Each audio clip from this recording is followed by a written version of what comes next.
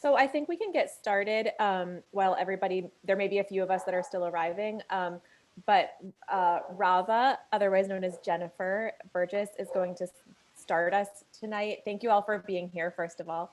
I'm Sarah Bilodeau, and we're so excited to have all of you here and to have our panel here as well, so thank you. And Rava is going to lead us in a land acknowledgement as we wait for folks to come in. I need like 2 minutes, sorry. Oh, you do? Okay. Well, that's good. We'll give 2 more minutes for people to get in. Thank you all.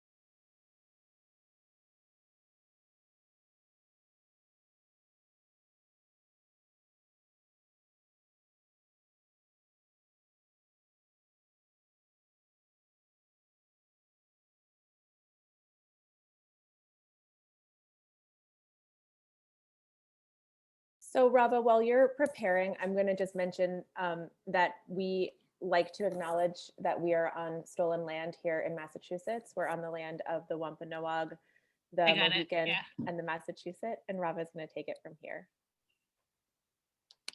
So yeah, I want to, oops, okay. So, geez, Louise, okay. We're all from different parts of Massachusetts that are here, hopefully. Most of us are in Belmont, but the state of Massachusetts, as we know it, exists on the land of Indigenous nations of the Massachusetts, Wampanoag, Nipmuc, and Pawtucket, among others.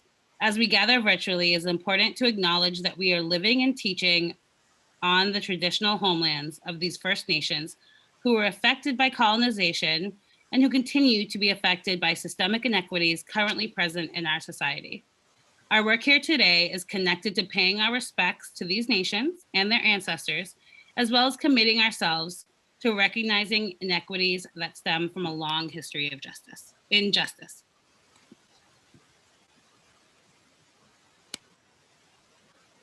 Thank you so much, Rava. And it's important to acknowledge the fact that also here in Belmont, as some of us are in Belmont, we're working on renaming Columbus Day to Indigenous Peoples Day. So if you're interested in getting involved in that, please reach out to us, causnewengland.org, and we'll be doing some work and support on that name change. Exactly, thank you. So we look forward to working on that with all of you. And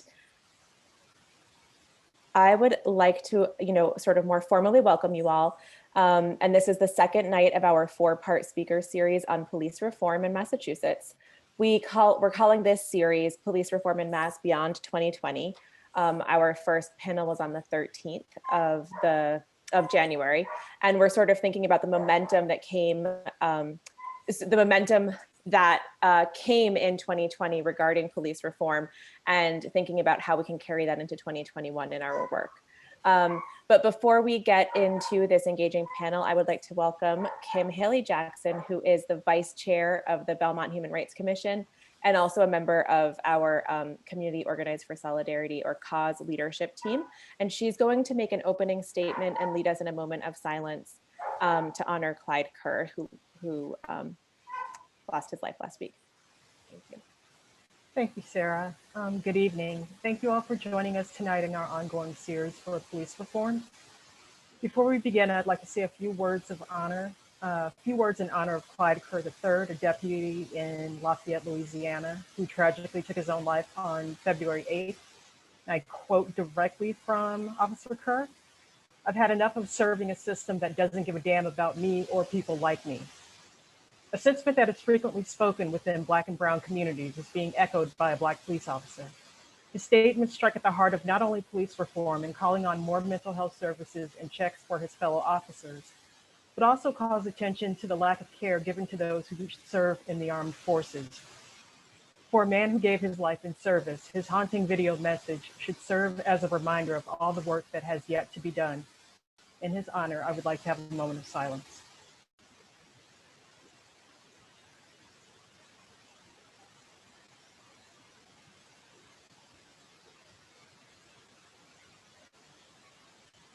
Thank you. Back to Sarah. Thank you so much, Kim. And I will, I apologize because I think my dog doesn't understand the importance of the moment of silence. And my children are currently eating pizza. So I apologize for the noise in the background while I'm speaking. Hopefully it will be drowned out soon by our engaging panel. But in the meantime, thanks for bearing with me. That's the pleasure of doing this from home. So thank you again for all of us, from all of us to you for joining us this evening for our ongoing series. You know, we'll be holding another panel in March and another panel in April. So we hope that you'll join us again for those panels as well. And, you know, again, I think specifically going back to Kim's honoring of Deputy Kerr, I hope that we can keep his message in mind during our discussion this evening. As community members coming together to discuss police reform in Boston and Greater Boston, we really need to remember that the weight of the urgent need for reform falls unjustly and heavily on Black and Brown communities, activists, and officers. In gathering together for this panel, we hope to learn about the work that was done in 2020 toward reforming policing, not just in Belmont, but in Massachusetts, in the wake of George Floyd's death, the anniversary of which is coming right up in March, and to talk about how our panelists see this work continuing in 2021. We're excited to hear about police reform work done through Sgnt. Chrispin's leadership within his department and on the Boston Police Reform Task Force, leadership done through Shimmy, Ernst Jean-Jacques' work and his activism with the Boston Freedom Fighters Coalition, leadership through District Attorney Marian Ryan's office in implementing new reforms and in developing training opportunities to improve her staff's understanding of equity and justice issues in their work, and also the leadership of Belmont's own Chief James MacIsaac within the Belmont Police Department, who's leading his department in becoming more aware of the urgent need to support Black lives actively within the town they serve. So thank you all so much for your time this evening and for the work that you do. We're honored to have you here and we're excited to hear from you. So I will stop talking now and let you take over and just say how grateful and delighted we are to hear from you this evening. So Sgnt. Chrispin, you are first on our panel. I think what we will do this evening is have each one of you speak. And then at the end, we'll open for questions for from the audience, from the public. And Sgnt. Chrispin, we have you on our agenda first. Thank you. So good evening, everyone. My name is Eddy Chrispin. So I guess before we start, I have to tell you what is the primary lens for which I see the world. I came to the United States at the age of 7 from Haiti. Went through Boston public schools, graduated from Boston Latin in '87. Went to UMass Boston where I met Jamie. And after leaving UMass, well, the whole time I was at UMass, I did a number of volunteerism, if you will. I ran a tutoring mentoring program at the Roxbury YMCA. I also ran a violence prevention out of there. I also ran another tutoring mentoring program out of Lucy Stone School. When I got out of college, I got a job with DSS, now DCF. And for me, that really impacted me because, you know, we all grow up kind of thinking that our lives are hard until we see how other people live. I was one of the only social workers in my office who would go into what used to be the Old Mission Hill Projects. And the families that I interacted with clearly allowed me to see that opportunity was not even distributed. And oftentimes Mr. Crispin, I am sorry to interrupt. You are going in and out. We can't hear you very clearly. Okay. Let me see. I just got this new laptop, so let me see if I can put in my earpiece. 1 second.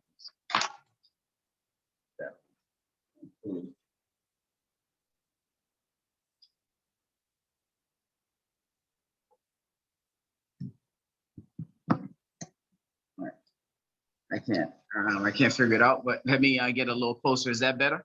Yeah, much better. Thank you. Good. Thank you. Sorry about that. So again, I worked as a social worker, and my initial interactions with a number of the families that I was charged with overseeing allowed me to see that oftentimes one life's outcome is dictated by one's life circumstances. I worked there for a year, and I decided I wanted to go to law school, which had always been my plan. In law school, I did a lot of the same things. I was vice president of Black Law Students Association, where I continued to do a lot of volunteerism work through also. Ending my last year, I did I worked at a disabilities law clinic. Again, seeing that oftentimes opportunity is not included. When I got out of law school, I came back to Boston. I did some private legal work with a friend of mine. We're still, just so you know, we're still losing some words. I don't know if like. It must be my connection here. It's very weak. I'm sorry. I'm connected to my work's Wi-Fi, but hopefully you'll catch the bulk of what I'm saying. In any event, I came back to Boston. I worked for DYS and also worked as a probation officer, after which I became a police officer. I've been now with the police department for 21 years. I've worked in a number of capacities. My last assignment was as a community service supervisor. I also worked as president of Massachusetts Association of Minority Law Enforcement Officers, where I did a lot of work around issues of equity, as far as hiring of people of color, firing, punishment, etc. And over the summer, I had the honor of working with the Boston Police Task Force, with Police Reform Task Force. And I got a promotion a few weeks ago, and I'm now the Deputy Superintendent of Internal Affairs, looking to do a lot of the work that I spoke about during the summer. And I will stop there. And you were very clear after that. Thank you so much. I'm excited to hear more from you later about the progression, because I think it's so interesting to know so much about your background, and especially about social work and social workers in the force. Something that's very interesting to me. So thank you. And I look forward to talking with you more about that. And actually, Shimmy, you're the next person. Ernst Jean-Jacques, you're the next person on our list. And I'm like refraining from pronouncing your name in French right now. But thank you so much. I'm so excited to have you here, and I am really looking forward to hearing from you. So with no further ado, thank you. So this is basically just an introduction. Actually, so actually, like at this point, you can introduce yourself, but also you can take the floor and give yourself, you can take your full time and share a lot with us right now. We're listening. Thank you. All right. Hello everyone. My name is Ernst Jean-Jacques Jr. I'm more known as Shimmy. I'm 32 years old. I'm a graduate from the Pennsylvania State University. I have my undergrad degree in communications and a minor in business. The last 10 years, I've dedicated myself to working with people. I spent about 5 years working in early education with toddlers to pre-K students. And then once I realized that I no longer wanted to work with kids that weren't mine, because you got to deal with like parents and stuff, I decided to work with adults with intellectual disabilities, which I've been doing the last 5 years up until recently. But that's another matter. But anybody who Googles my name right now could figure out why I'm currently not working with them, but that's another story. When I was at Pennsylvania State University, I joined the fraternity behind me, historically Black fraternity founded on a predominantly white campus. And that's where I got my community service. Like, that's why I got the fire as far as like really looking out for people in my community who need assistance. And that's what got me into like protesting. I won't call myself an activist because I don't feel like I've done enough yet to label myself as such. But it was May 29th, and obviously, unfortunately, the George Floyd situation had happened, and it was a Friday. I believe it was the first protest in the city, and I went to, and that was my first protest ever. I didn't know what to expect. I didn't know how I was gonna feel. I didn't know anything, but basically I went, and just to see that many different people from different walks of life, from Boston, from outside of Boston, old, young, Black, white, every race and ethnicity in between. It's just like, wow. All right. So then I was hooked from there. So I just started going to literally every action I could go to in the city limits or within the state. Honestly, if it was after 4 o'clock during the week or on a weekend, I was gonna go. And that's when I started figuring out what counter protests were. And during the summer, there was a lot of political protests having to do with the man who's no longer in office. I don't even want to go and say his name, but with the man who is no longer in office. And there was a lot of protests supporting law enforcement and first responders and stuff like that. So I started going to those. And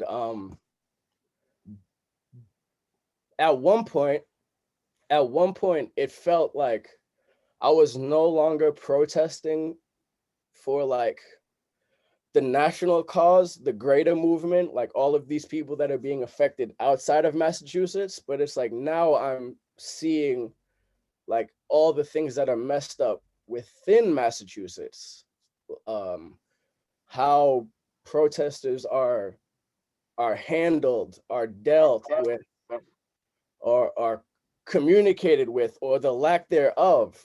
I saw how other protesters who represented different thoughts and feelings, I saw how they were interacted with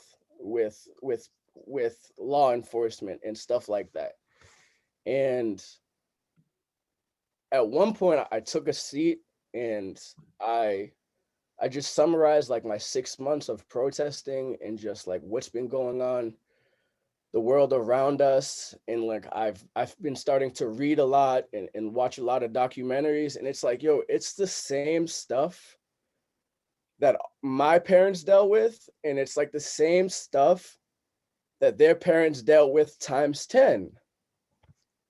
So that's what brings me here to a conversation about police reform, because quite frankly, at this point, I understand why a lot of people don't want police around at all. Like without putting too much of myself out there, I went to elementary school and middle school in the suburbs where they teach you when you're in trouble, make sure you call the police. But then I'm going home to my mom, who is a white lady, who's telling me like, listen, that's what they tell you in school, but I gotta tell you something else that you've got to do when you're interacting with the police because I look the way that I look. Then I move up to the city for high school, where I'm no longer the token white kid, and now I'm no longer the token Black kid, and now I'm the token white kid. And it's like, oh, it's the complete opposite. If anything is ever wrong with us, we're going to find somebody to help us out. We're not going to call the police, because when the police come to us, they're going to make our problems worse off than they are. And I never really understood that, whether that be like my upbringing, and I was just lucky to always be in like a fortunate situation. But it wasn't until the summer of 2020 when I realized like who are the police really protecting and serving, and what are they doing for everybody else that doesn't feel that way towards them? So I come to you all as an individual. Yes, like Sarah said, I'm a member of the Freedom Fighters Coalition. We're a group of individuals who come together and speak up and organize against different forms of social oppression and injustices. But right now, I'm speaking as an individual on how I feel, how everything that I've been able to internalize the last 8 months, as far as protesting and seeing how police literally combat protesters and how they're assaulted and harassed, sometimes killed, jailed for unnecessary reasons, and then from there, like, their personal life starts to crumble because of that. It's like there's so many things. So I'm here as an individual.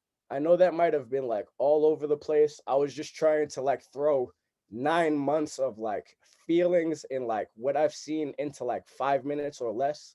So, but I know it was a lot, but I'm sure we can unpack some of those things throughout the conversation. Can I just say thank you? Thank you for that. Thank you for your truth.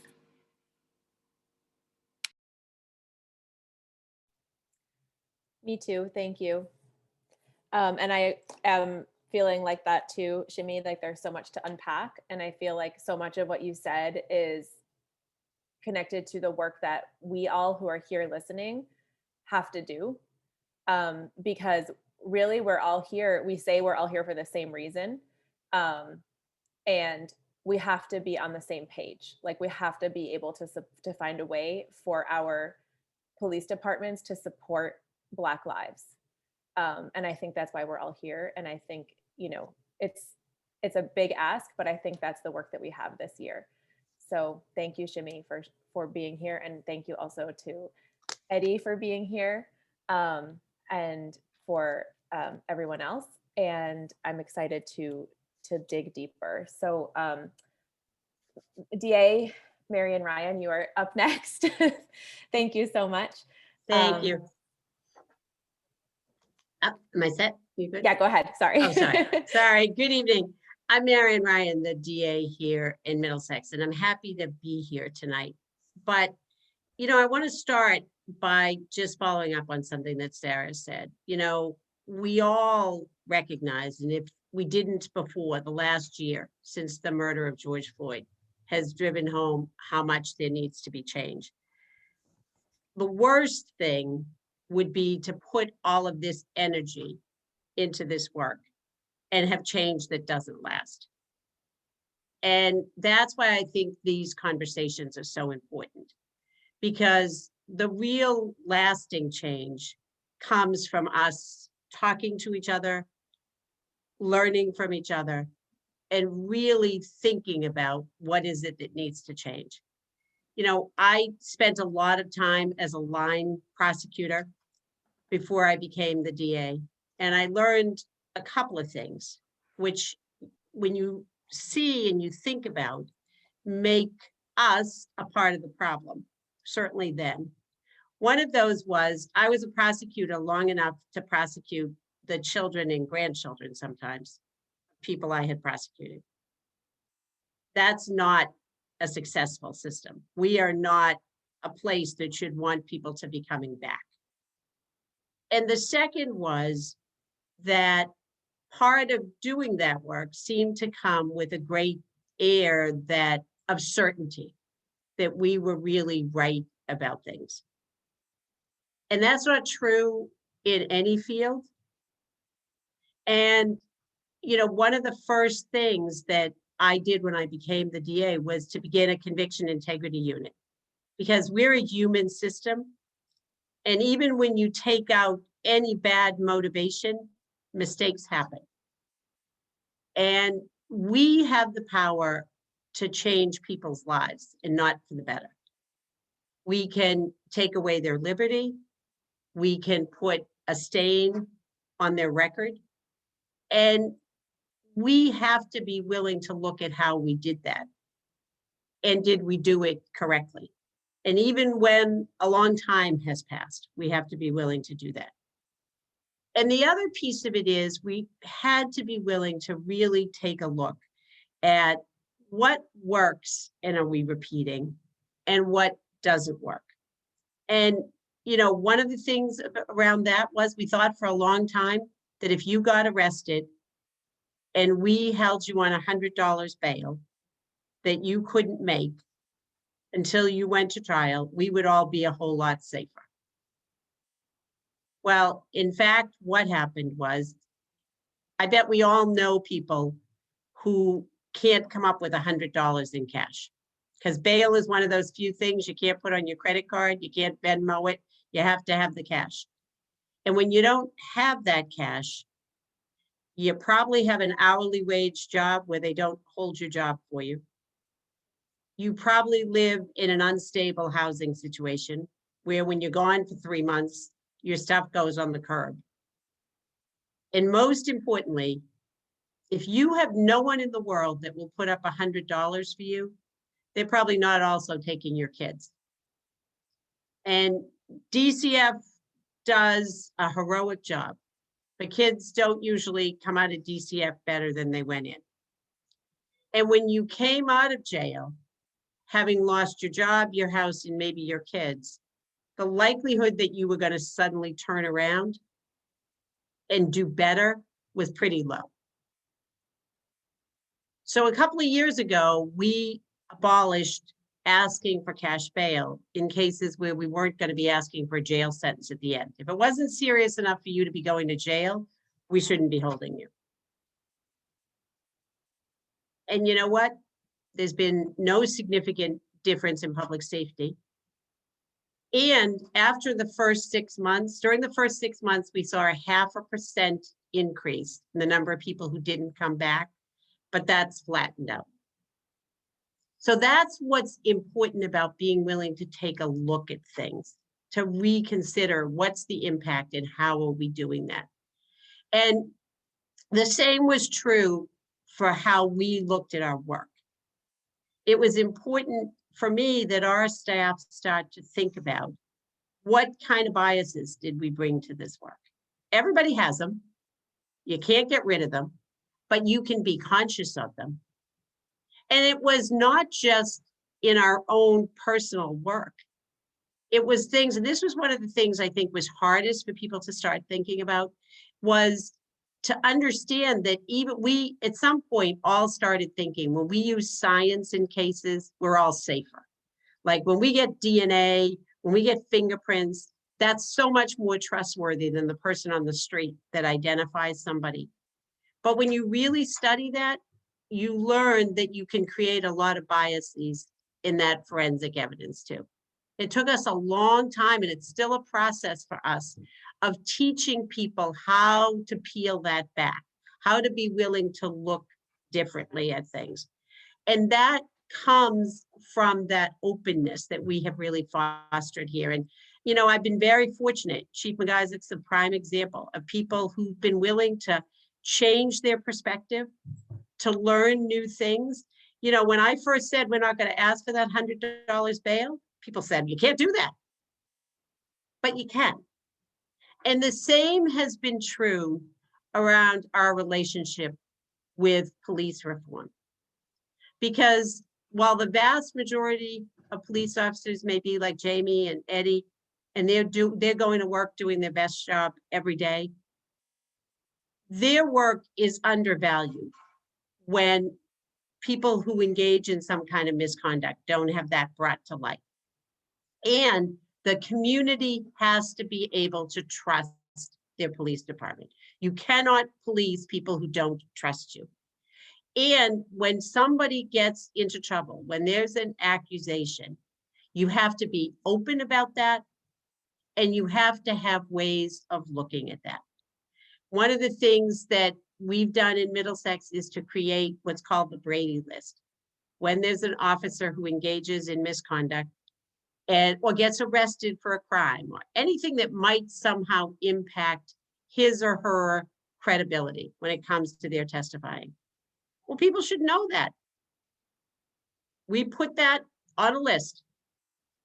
And again, we've had partners who've been willing to join us in that work. That didn't come easily. It's been a process. But now that every day I have chiefs calling me, something has happened. We have to put that out there. It's publicly available. You have to know what kind of cases we're doing. That's why all of the raw data from all of our cases beginning in 2014 is on our website. You can go on our website, you can see every case and what kind of cases, how many cases. You can manipulate that and figure out whatever you want to know. And then there's the issue of when you have a violent encounter with a police officer, particularly one that ends up with a death. And the reality is part of our job is investigating homicides. We have a special unit within our office. We have troopers assigned, just like we came out when the incident happened here a couple of weeks ago. We go out to respond to that. And we do the same thing when there's an incident that involves a police officer. But you know what? I can do that investigation. I know it doesn't bring the same level of transparency when we announce the finding about that. That's why in Middlesex, we've moved to a different model. We've moved to an inquest model. When we have a situation where there is a death at the hands of a police officer, whatever has happened, we gather all that information, we do the forensic work, just like we do in any case, and then we present all of that information to a judge in an inquest. The person who's been harmed, the family of the person who was harmed is allowed to be there, and the officer is allowed to be there. That proceeding is otherwise closed, but now everybody testifies under oath. Everybody gets to ask questions. And when that's over, the judge makes a finding, not of guilt or innocence, but did this person die as a result of criminal conduct? And can we identify who's responsible for that criminal conduct? If the finding is that there was not criminal conduct, then that entire transcript becomes public because everybody's entitled to know what happened, not a little snippet in the newspaper, or I heard from somebody, or I saw on social media. The family's entitled to have that come out. If an officer is found not to have been responsible, he's entitled to have that come out. And if the finding is that there is conduct that was criminal, that's responsible for that death, we proceed to the grand jury. Nobody is happy about that, but that's accountability. That's transparency. A few months ago, for the first time in recent memory in Massachusetts, we had the unfortunate duty of having a judge make that finding, proceeding to the grand jury, and an officer was charged. That gives people that accountability and that transparency. The reports from all of those inquests and those investigations are posted on our website, as well as the 911 calls, the photographs, the videotape, all of that if it exists. But when we look at this police reform legislation, which really focuses on two things, it is transparency and training. And that's something we've been building for a long time here. So I'm looking forward to working with so many of our partners and with people in the community to put that into place moving forward. So thank you. Thank you so much, DA Ryan. There's so many things there to unpack as well. And you gave us an overview of so many pieces to this puzzle. And I'm excited to dig into it again, maybe in a little bit. So thank you very much. And now Chief MacIsaac, thank you so much again for being here. Thank you for having me. I'm going to be quick because we've got a great panel and I can tell that people are probably itching to ask some questions. So, you know, when we talked about what change is going to look like, you know, in the future, how it's going to come, I'll just give you a quick synopsis of how things have changed here in Belmont during my career. So I was hired in 1999, and at that time we had leadership in the department that really had no interest in working with, I would say, community groups, whatever community groups there were at that time. And the department was I would say it was pretty hard charging in terms of, you didn't have a license, you got arrested. There were de facto quotas, while they weren't real quotas, there was pressure to write a lot of tickets. We had a couple of ugly episodes that involved race and involved just residents in the community. After that, we had a chief that took over that was, what we called, he was biding his time till retirement, was kind of indifferent to what went on. And the department really suffered during those years in terms of relations with the community. And in 2007, we had Chief McLaughlin was hired. And he was actually told by the selectmen that we want this police department to become friendly with the community again. And it didn't happen overnight, but he created a shift where we really became a community service oriented department. And, he built relationships in this community that we have now. And in terms of race, we participated in things, but then when Michael Brown was killed in Missouri, that was like an education, for me. That was when I started to learn what implicit bias was. I started to, focus a little bit more on the racial issues. And, unfortunately, you have these events that occur, and, it's a learning curve for a department, but I think the change, I'm so excited to see Eddy have a leadership role in the Boston Police Department, because that's where it comes from. I think I've said in meetings before, some of my officers might not hold the same political views I have, or even they might think there's the chief, he's talking crazy again, but they know how I feel about it. And they know how serious I take these matters. And so we went through a change here in the Belmont Police Department. I'm fully comfortable sitting here with everybody. I've talked to, and we talk. Eddy works in Boston naturally. I work in Belmont, but not all chiefs throughout Massachusetts are having these conversations. They're just not. They work in communities where people may not be involved or not. And they tend to, I see that a lot with some of the questions that when we have chiefs meetings and we talk about reform and what it means, you can kind of see that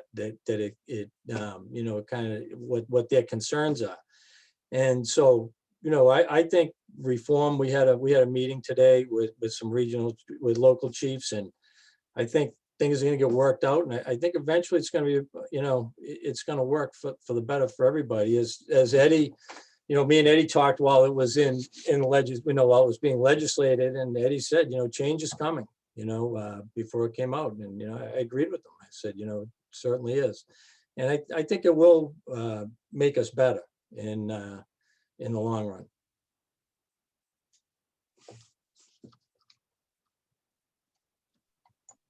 Thank you so much. I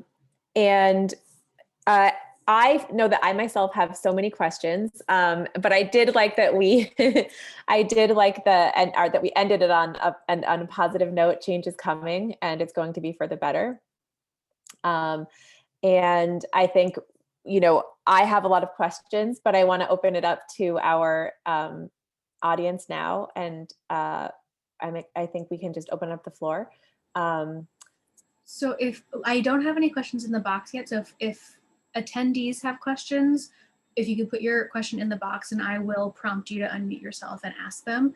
But I think I just realized I didn't invite people to put questions in the box. I apologize. I don't know if we had some that put it ahead, or I know that Rava said she has a question as well. And so we're not using the hand raising. I need you to put your question in the box, please. So I have a comment and a question. My comment is that, so I come from a family of healthcare workers and law enforcement officers, veterans. So I don't know why I feel the need to say that, but that's what I feel the need to say.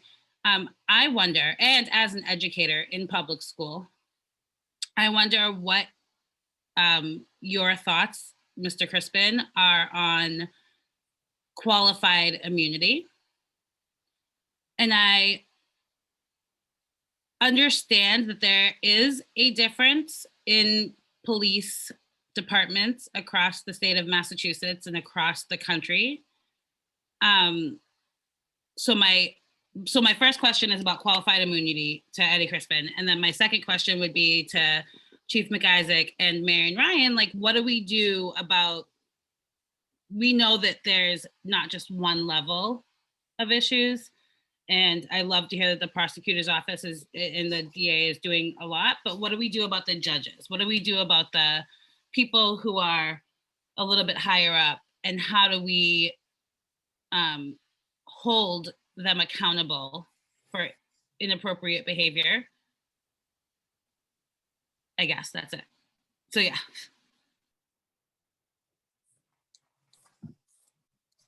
Okay. Can you guys hear me?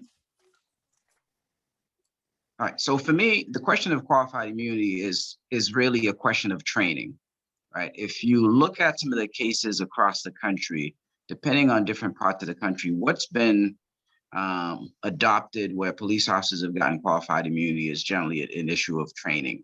If you engage in an act, be it bad or good, and you can convince the judge, the jury, whoever it is, that this is consistent with your training, I think generally you will get qualified immunity. I think there's some cases that have that have really been at the forefront of qualified immunity here. I know I had a conversation with one of the legislators who co-authored the police reform bill.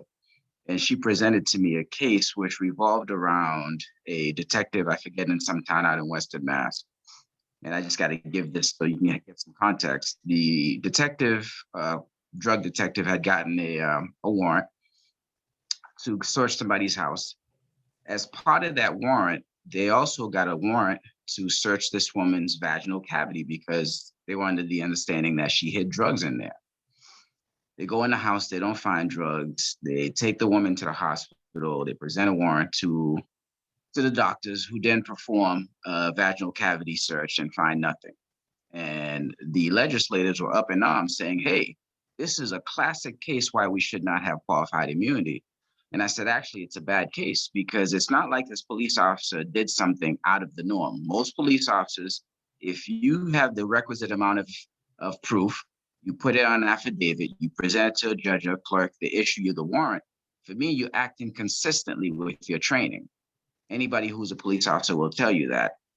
To me, that's not really a great case for qualified immunity. I think it's all about training. And I have to say that policing varies depending on what parts of the country you travel to. And if you travel a lot, you talk to people, they'll tell you that different parts of the country police differently. It's accepted and it's the norm. So for me, I was one of the people who was very vocal early on during the course of the legislation about qualified immunity, not because I was against them changing it, because a conversation had not been had.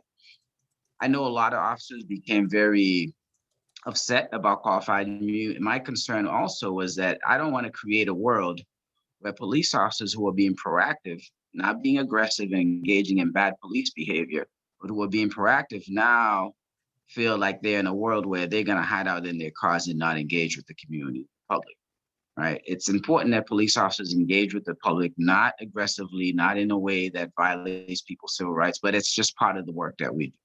So it's important that we not get caught up in this rhetoric and mix up the topic and not understand how these things affect policing. And I always tell people my perspective is primarily through the lens of a Black man. I don't walk around with an arrow pointing to me that I'm a police officer. I have two sons who clearly are Black like me. There's no way they can pass as anything else. Just like there's nothing, I can't pass as anything else. But I think it's important we understand what the issues are. We don't just throw these words out there without fully understand how they play out and why some police officers are upset about taking qualified immunity. So again, if we're going to take away qualified immunity, we need to better educate and train police officers so that they're not engaging in some of those horrific acts we've seen in other parts of the country. And so my follow-up to that, and I'm sorry but I saw that Shimmy had a very a reaction to that. I also want to acknowledge that qualified immunity goes for firefighters, educators, which I am, but it doesn't have the same results as police officers who violate that. So I want to give Shimmy an opportunity to say something if he would like, and if not, I can move on to the chief and the DA. My question is, just because like when I was listening to him talk, like my brain just started like thinking about so many different things. But the one question I would ask Mr. Chrispin and Mr. MacIsaac would be, because I'm not that familiar with politics, and like I'm not really familiar with like the legal proceedings when it comes to like how officers and everything are dealt with. But the one question I do have is, what is your plan just to simply install trust in, not even in the community? I'm only speaking as an individual right now, just myself. But quite frankly, just everything I've seen in the last 6 months here and elsewhere, it's like, and on top of what I'm currently dealing with, is like, I don't trust police officers. I've seen police officers use their power towards people that look like me, for people who think the complete opposite of me, within the greater city limits of Boston, outside the city limits of Boston. It's just like, that's my only question.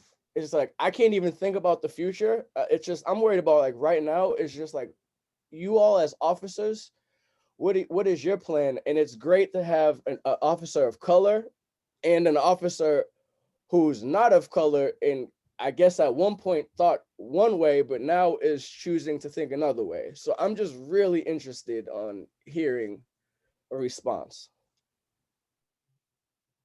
You want to take that, Jamie, or you want me to take it? I'll go first. So, my message has always been, I've tried to stay consistent. My message has always been to address Belmont, to address what goes on in Belmont. I've said this a number of times. I think somebody said it tonight. For me, as a police chief or as a police officer, I'm heartbroken when I realize there's people in the community that, like Shimmy, like you said earlier, your mother, where you grew up, they said, if you're in trouble, go to the police. And then, you talk to somebody who says, don't go to the police. I get that, right? But that, to me, that's heartbreaking to me, that young people, are afraid to call the police. And that, we have a place in town here in Belmont Center. It's there's a bunch of stores. It used to be the old Filene's, and there's a bookstore in there, and the kids hang out in there. And I personally know one of the merchants down there, and they would tell me about this. And I said, hey, if the kids are hanging out in there and they're eating pizza and making a mess, give us a call. And they were like, well, we don't want anybody to get hurt. We don't want anything bad to happen. That I feel that, you know what I mean? Because I know my offices, I know what I'm trying to do, and that's the last thing that we want to project as a police department, and so my focus has purely been on Belmont.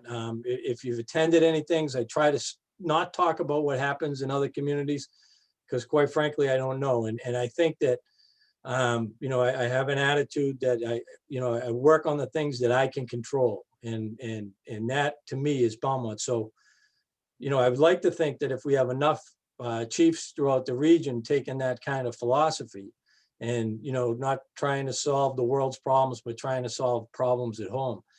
And, that it takes a lot of work, and it only takes one bad encounter to set you back, and I realize that.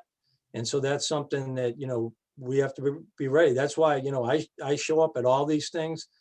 I try to be as transparent as possible with anybody when they ask me any kind of questions. If we can give them the information, we'll give them the information. And so that's kind of how I deal with it.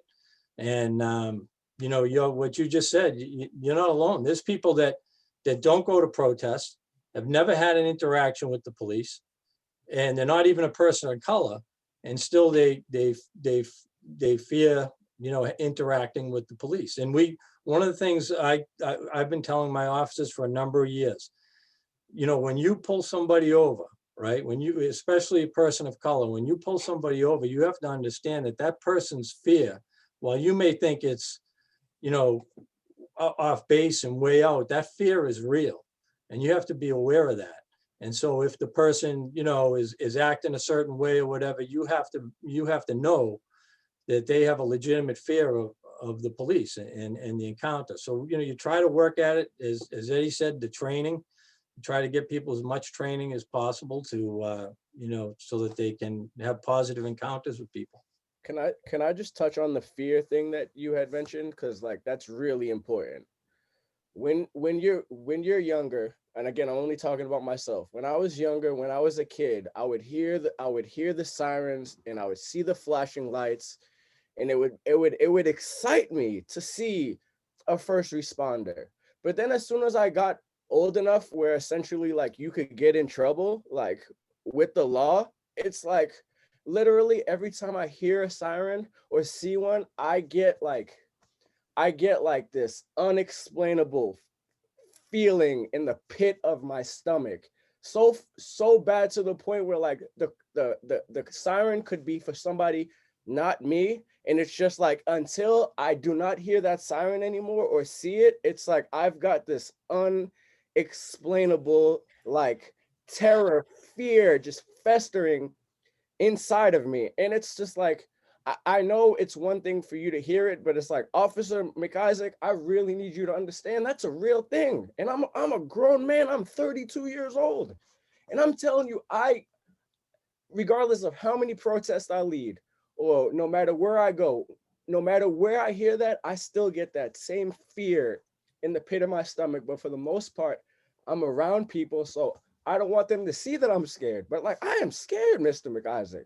So like, and Mr. Chrispin, like, and this is something that we can no longer pretend like this isn't an issue. Like, because people are tired of looking the other way.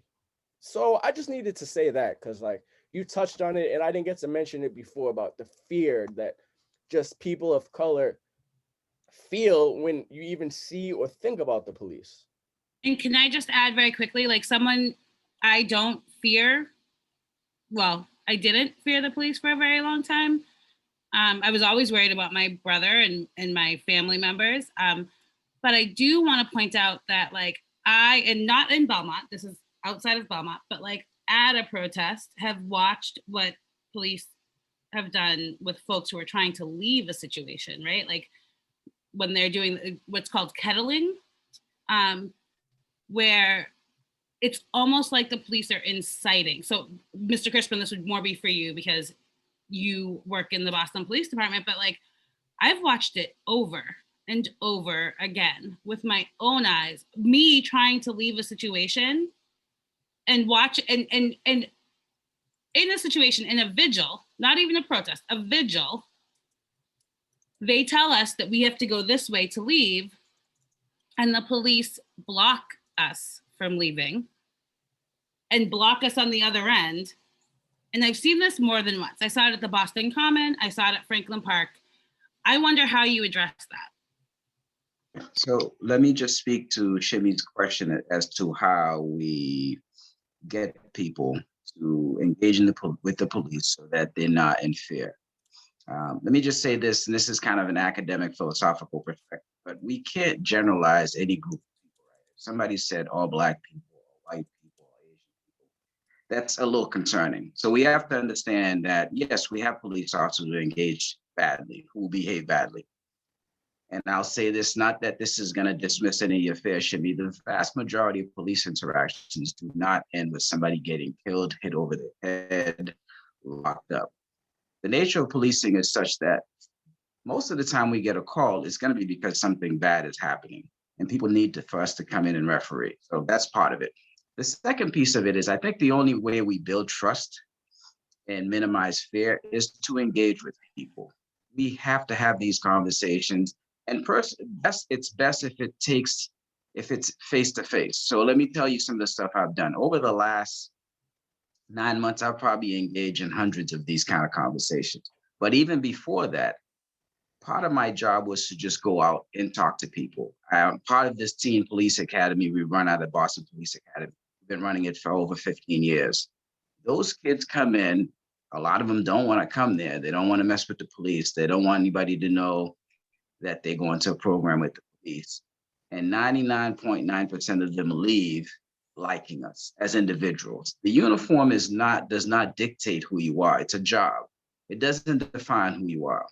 The other thing I've done a lot of is really encouraging young people, young men, women of color, people who don't necessarily like the police, who don't like the way police do business. And I always tell them, I think if you can do it better, you need to join the police. I joined the police department because I didn't always like the interactions I saw growing up, and I thought I could do it better. And I'd like to think I do it better, right? Perfect example. So earlier this last week, I was set up to engage in a conversation with Boston Public Schools as part of their Black History Month, talking about the Black diaspora. And I've done a lot of work. If you Google my name, you'll see some of the things I've been very open about that I've said about police reform, about being a Black man, father of 2 Black men. To me, there's no question my job does not dictate my philosophy and the way I walk through the world. And I think I've done a lot of work. So the night before, they send me an email canceling my appearance on this panel. And the only reason they canceled it was because I was a police officer. Now, to me, I'm like, look, we're educators here. These people at the Boston Public School, they're educators. They're supposed to be teaching kids critical thinking skills and how to look at the world objectively. But here I am trying to mend bridges, build bridges, if you will, and they cancel me, not because, I'm going to say something outlandish, something Trumpian, right? But because I'm a cop. Because I'm a cop. Not because I'm a Black man who went through Boston Public Schools, who's a father of 2 Black men, who's done a ton of community work, even before people started having these conversations. They cancel me. To me, that's disingenuous and speaks against the idea that we should be building bridges. So when we have people who do things like that. Clarification. I just have a very quick question. Was that before or after the Police Association sent a letter to Boston Public Schools about not doing Black Lives Matter? I'm happy you said that because I penned a paper, a press release as president of Manlio with the NAACP speaking out against the Boston Police Patrolmen's Union when they put that letter out. And it's posted on their website. So if they had just done their homework, a cursory check of Eddy Chrispin on their website would have seen what I said about it. So to me, I think you can't generalize people based on a uniform. I understand the fear, but the fact that they would do something like this because of my profession, anywhere else in the world, if we said, hey, I'm going to judge you based on the color of your skin, we would all be upset about that. But they're not even judging me based on the color of my skin. They're judging me based on the uniform that I wear. And it doesn't define who I am. I think if we're really talking about building bridges, building trust, we have to allow people to have conversations, especially the uncomfortable ones. Because if we sit on our different sides of the room and stare at each other and point the finger, we're not going to get anywhere. And we're going to continue to be as separate and as hateful of each other as we've ever been. So, Mr. Chrispin, I have a question about that. So it's sort of putting the accountability back onto the general public in order to open their arms to the police force. So my question to you, or my challenge would be, how do you do that when it seems like there's no accountability on the police force when, let's say, police brutality happens or murders? So there's always, at least from the public perception, appears to be an excuse as to why the police officer is not prosecuted to the fullest extent of the law. So I think to ask people to come and sit down at the table and have the conversation is a little difficult. You're talking, like Shimmy said in the very beginning, when you started speaking, these things that are happening now are not new, right? I know this. So, right, exactly. But I'm saying you can say that because you have that perspective. Not every white officer is Jamie MacIsaac, right? So not everyone is willing to open their hearts and minds and listen to people. None of these things are new. I think what's frustrating is like people are being asked to let their guard down, but there's no reciprocity in that relationship because it still seems like there's a blue wall of silence, right? So, it always appears to be a story as to why police officers are not held to the same level of justice as I would be. So I'm struggling with that. Like, how do we mend that? Not So everybody's willing to sit down and say, let me learn about the police officers. Let me learn, like I did. I come from Missouri, right? So, my family and I carry that with us, what it's like to be brutalized within your community. So when we moved here, it was like, okay, these police officers are helpful, we're not fearful to drive down the street. But that same kind of perception of police are allowed to act with impunity. So how do we mend that relationship? How do you reconcile that? How do you do that? so Because I first don't and think foremost, that's our job. yeah, I think it's everybody's job, right?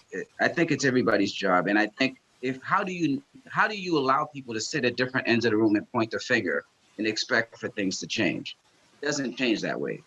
It just doesn't. We all have to be able to take a step forward, right? And those conversations are going to be hard. If we say, you know what, I don't trust the police. The police don't like black people. They don't like white people. They don't like people from Belmont. And we sit our separate ends of the room. How do we solve the problem? It's not enough for us to point the finger and say things don't work and not be willing to engage in conversation. It just isn't, right? So to me, I think the idea that we can't generalize. I know the work that I've done. I started volunteering when I was in college. I've done 30 plus years of volunteer work working with young kids. The vast majority of them, 95% of them from the kids, I volunteered in an elementary school, at the YMCA, through our teen police academy, at Dorchester Upward Bound. When they see me in uniform or not, they come up to me and talk to me.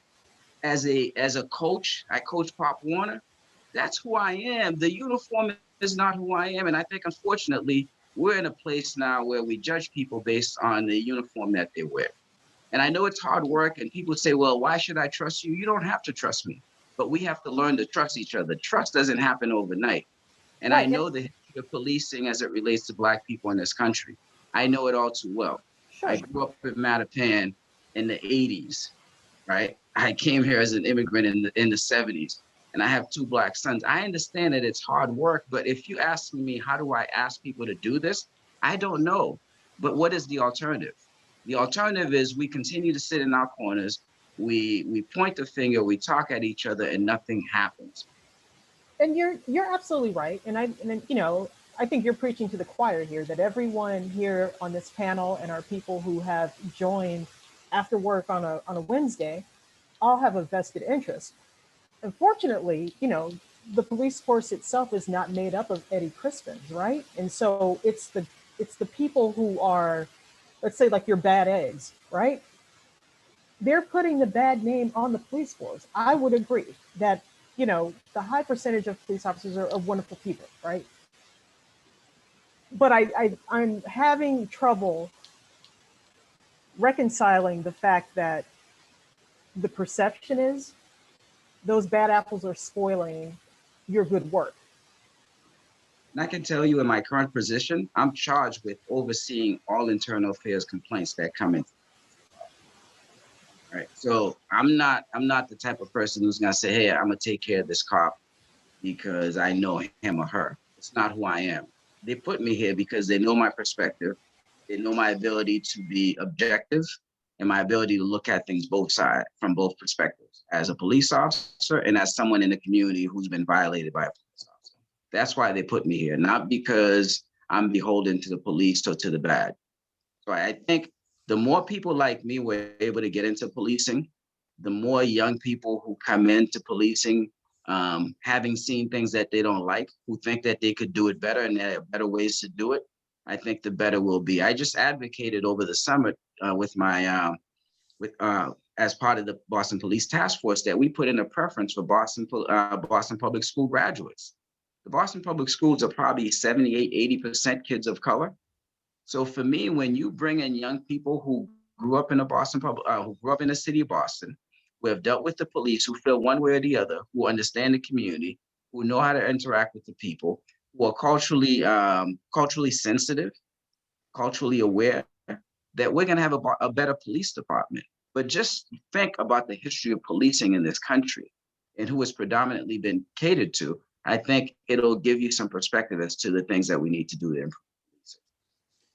Kim, if I can just answer something, and I don't want this to come out the wrong way. Eddie, I've stole this line from Eddie a few times because I think it was wonderful. He talked about dealing with systemic racism as a whole, you know, and the police officers, I'll add my little bit, police officers aren't made in a factory, right? They come from the fabric of America, is what Eddie says, with all the races. And I'll even add more to that, all the insecurities, all the fears, all the things. Now, Eddie's trained officers, I've trained officers. A few years back, we had a dust up here in the town about the book, The Hate You Give by Angie Thomas. And I read the book, thought it was a great book. I thought it fit Belmont perfectly because of her dealings as someone who you know, was like a Metco student. And so when we broke out into these small groups, and the group I was in was talking about the talk that people of color will give their kids about what to do when they get pulled over.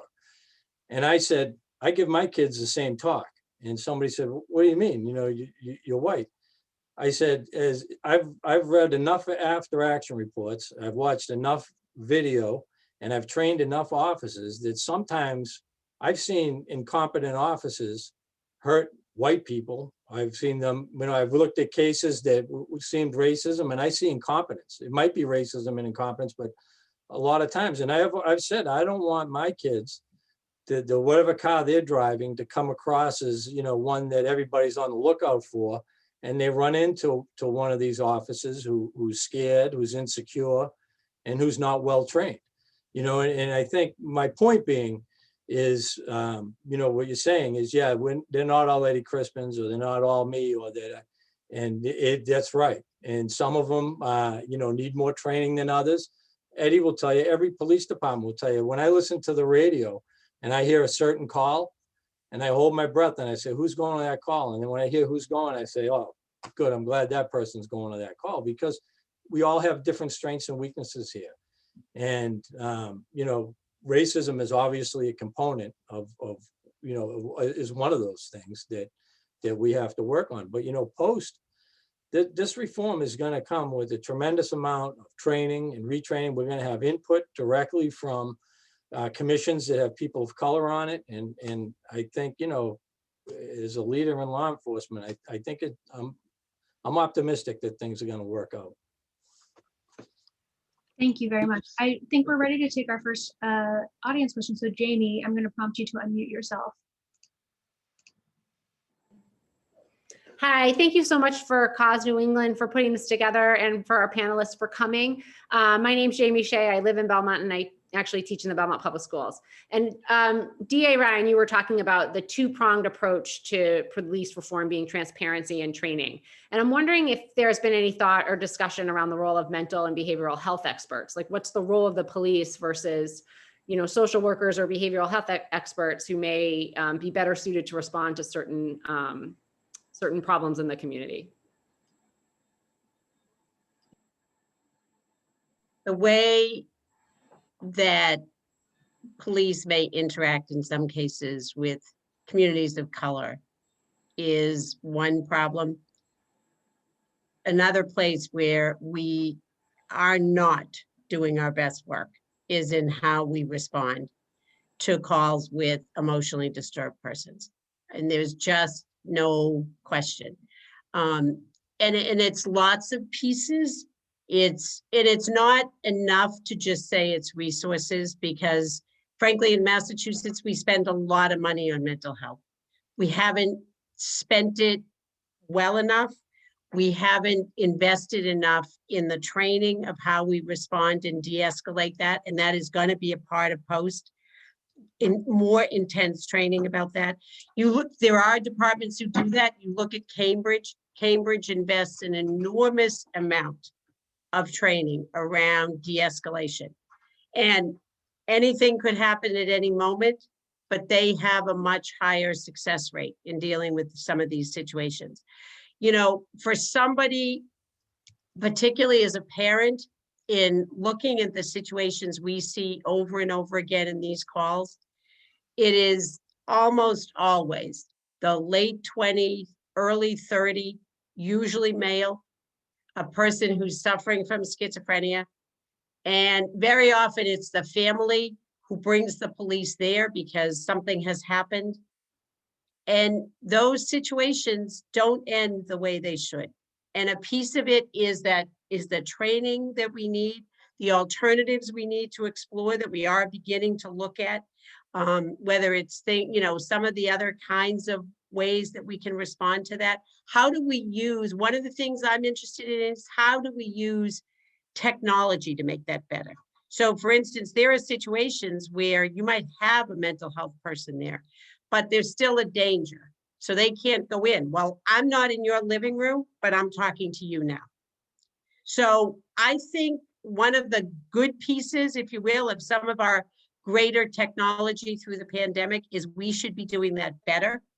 We need to spend a lot more time thinking about the stigma, and there's no mistake about the stigma we attach to mental health, and being more open about who's in our community and how we're responding to them.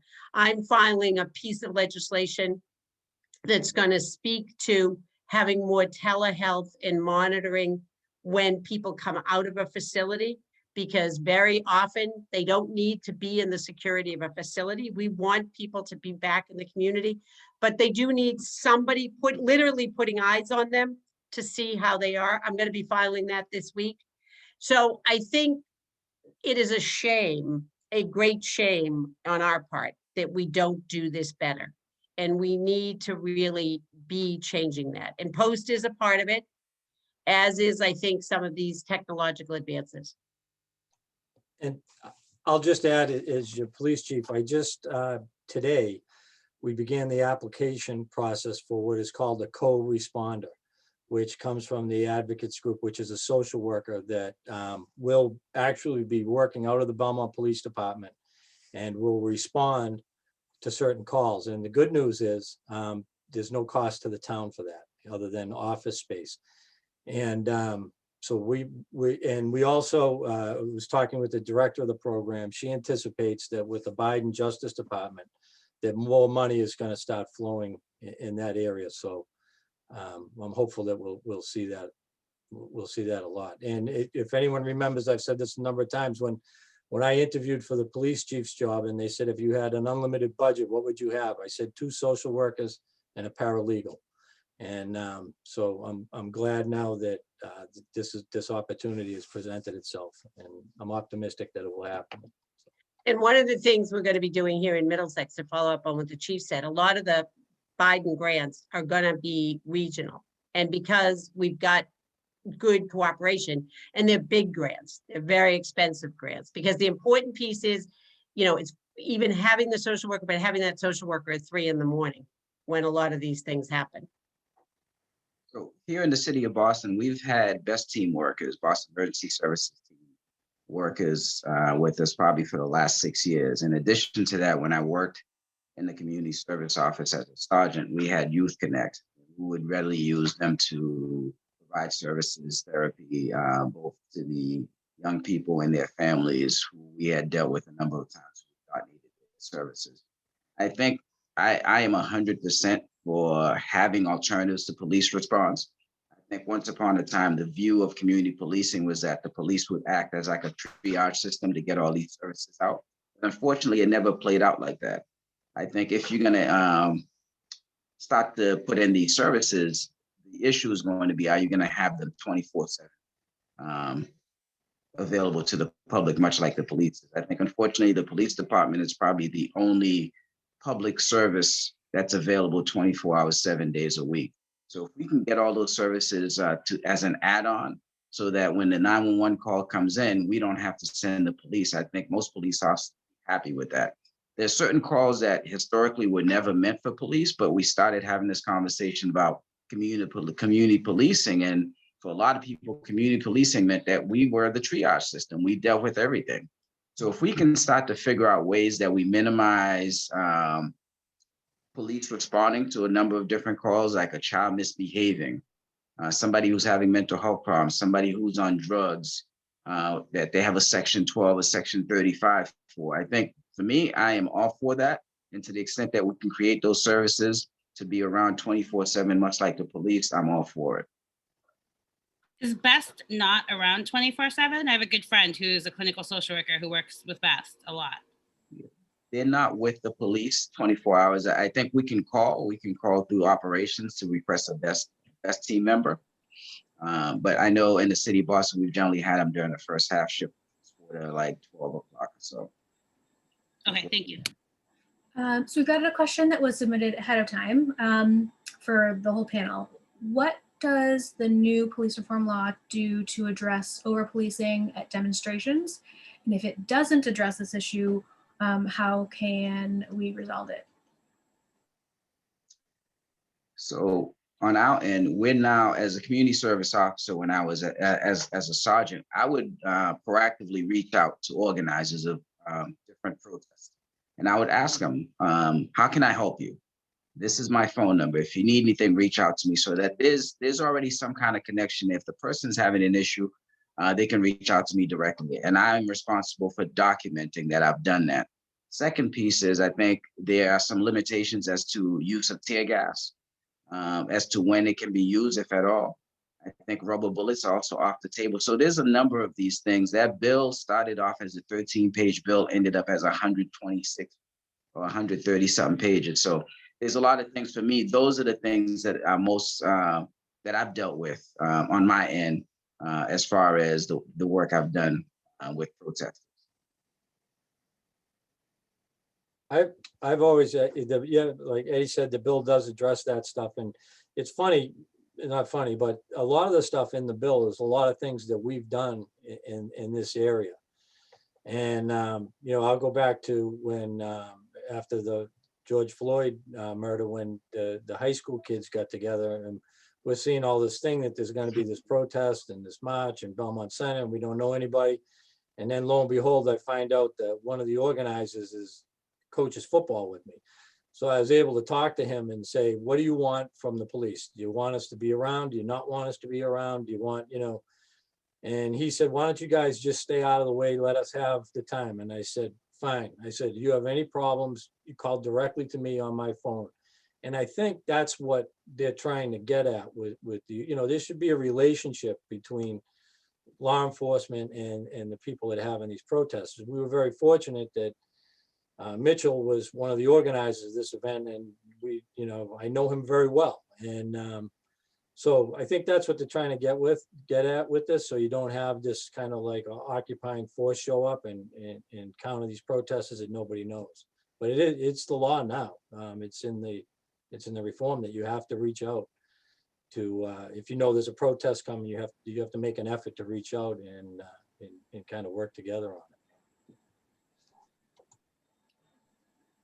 De'Aaron, do you see any role at the DA's office around charging or not charging folks that are arrested at protests? Yes, and that's something we've been working on for a couple of years. Is first of all, it's an education piece. It's making sure that we understand people's First Amendment right to protest and what they're allowed to do. So you have that conversation ahead of time.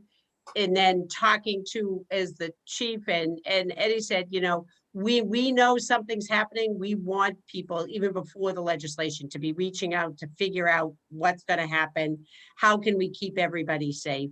And then if you have that situation where something goes sideways and people get arrested or there are charges that are sought, we're going to be making a determination about whether or not we're going forward with those. We don't always go forward with the charges that have been brought.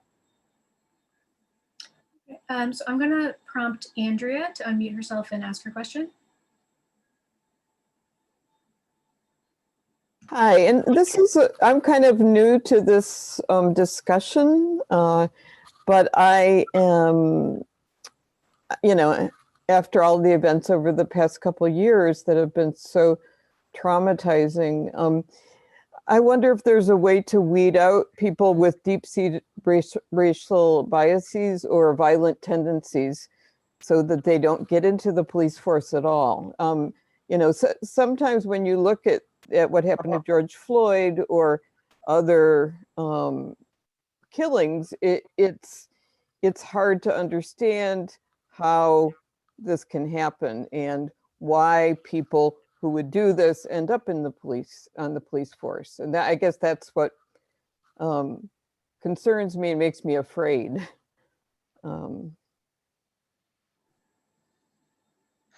It's just a general question, I know.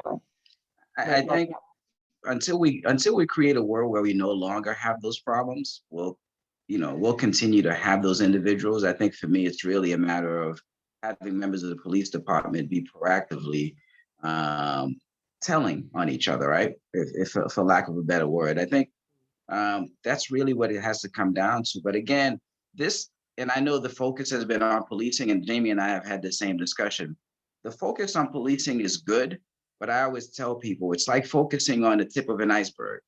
The larger mass that really affects all of us is underneath the surface. Systemic racism doesn't start and end with the police, right? Even if we fix systemic racism within the police department, racism, systemic racism, bias, sexism, homophobia exist right below the surface. So there's no way we can fix it just within police if we're not fixing it all in the larger population of people, right? Kids from the time that they're 5, 6 years old already have ingrained in their mind ideas about who they are as a boy, who they are as a girl, what a Black person acts like or looks like, what a white person acts and looks like, right? What a family is supposed to be. Those are all notions that we plant in kids' heads at an early age. So how do we do the work? How do we as parents, as teachers, as coaches, as police officers, how do we do that work?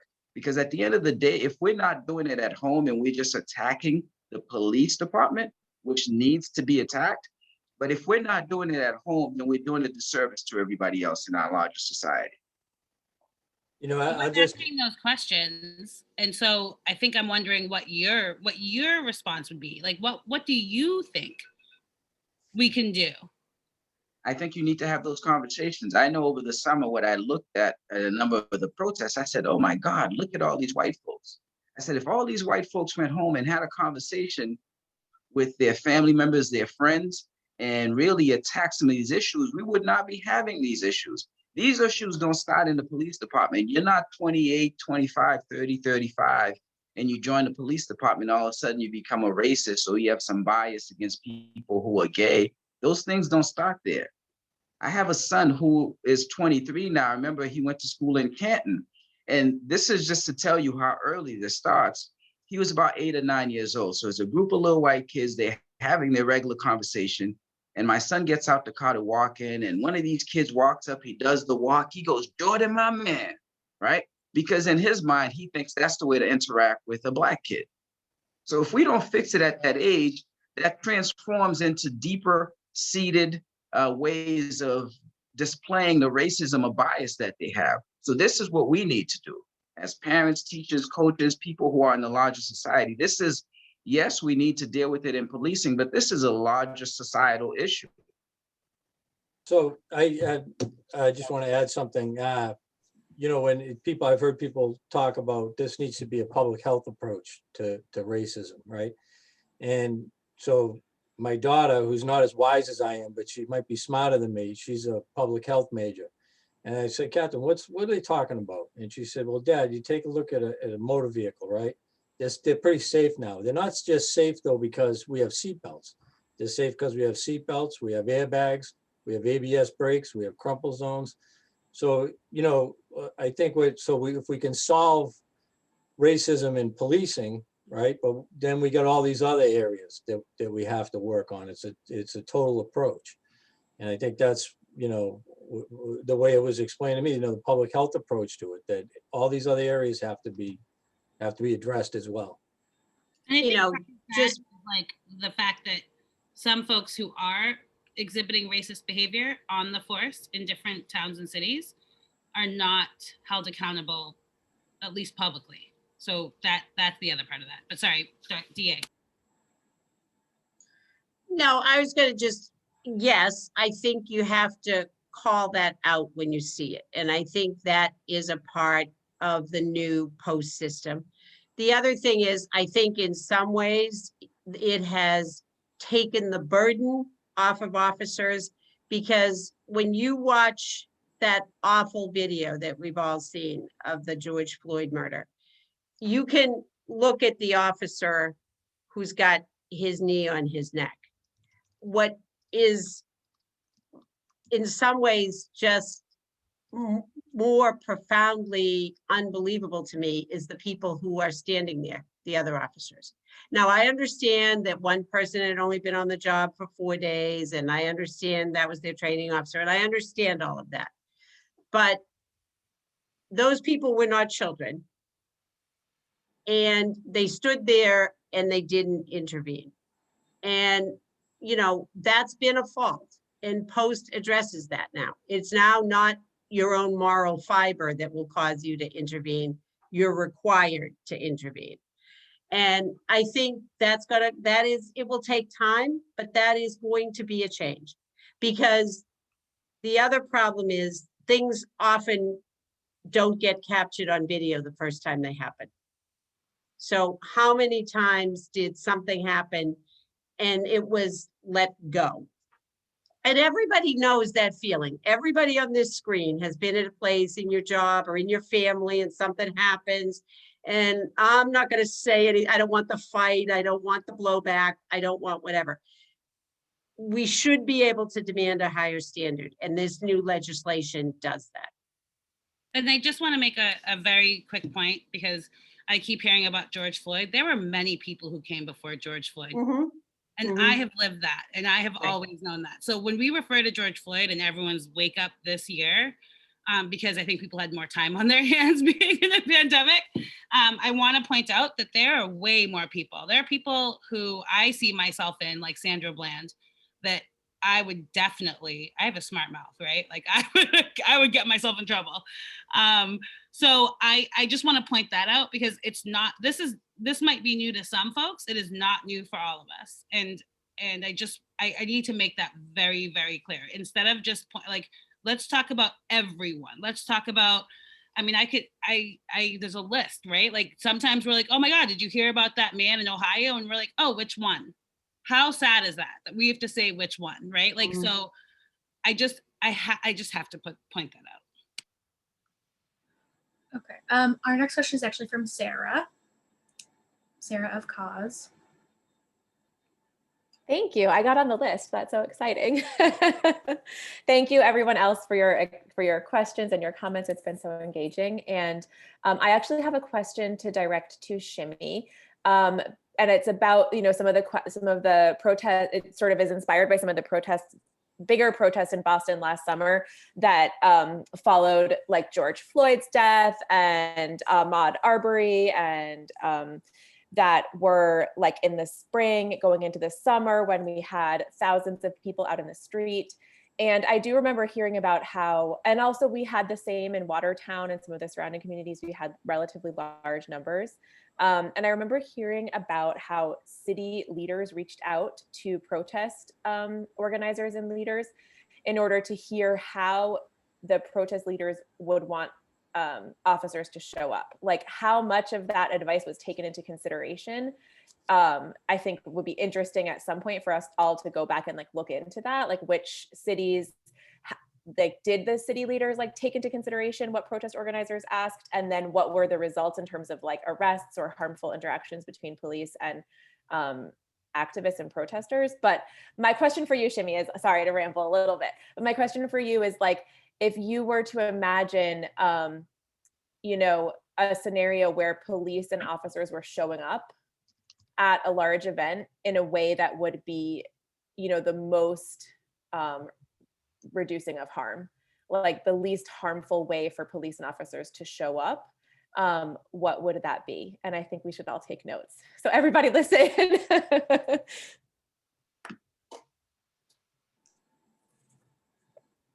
I can't hear you yet.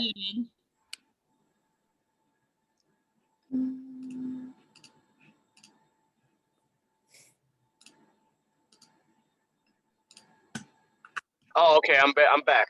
All right. So to best answer your question, again, I'm not speaking for any other organizers or activists or protesters. I'm only speaking for myself. Me personally, I've found in my planning that it's always been easier to just not involve the police at all.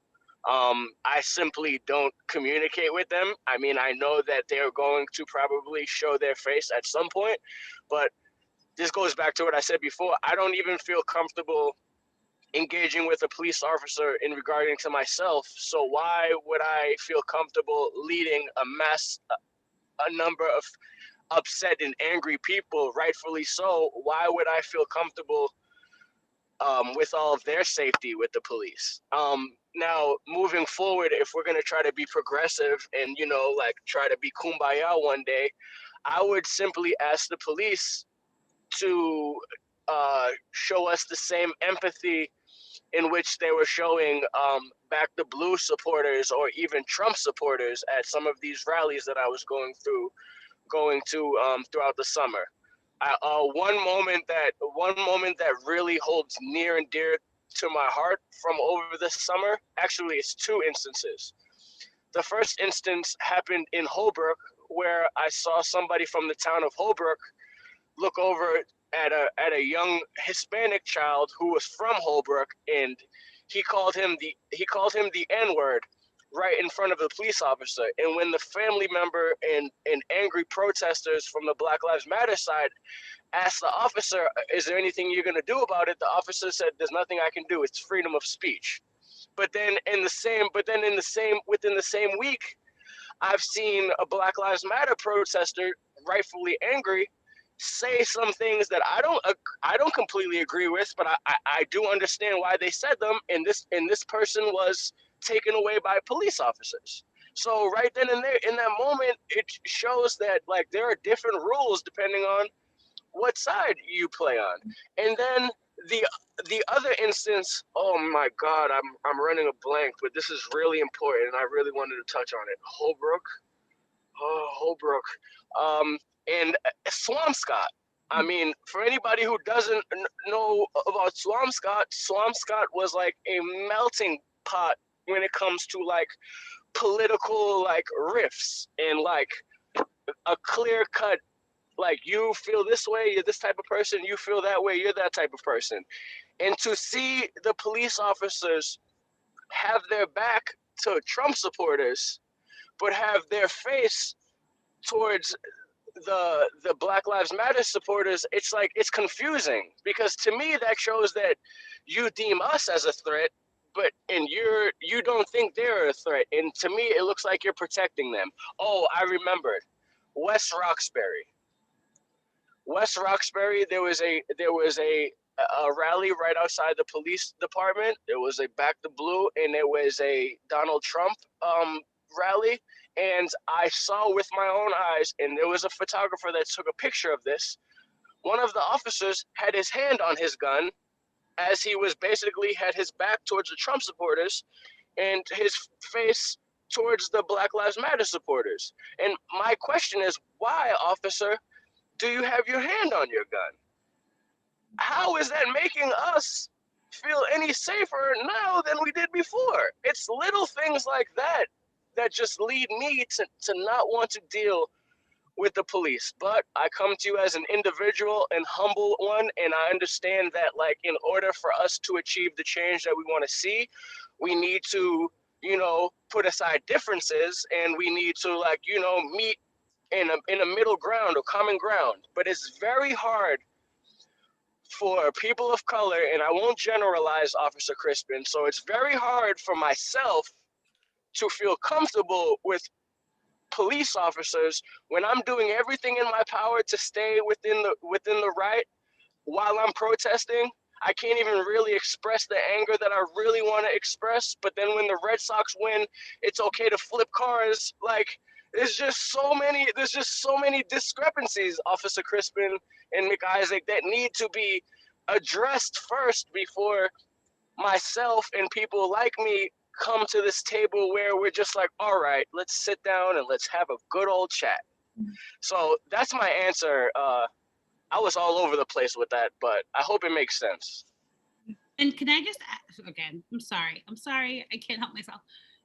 So, and the other thing is like, we know that this is a large issue. We know that not every single officer is whatever, right? But we also know that we see a lot of officers doing really crazy things and not being held accountable for them.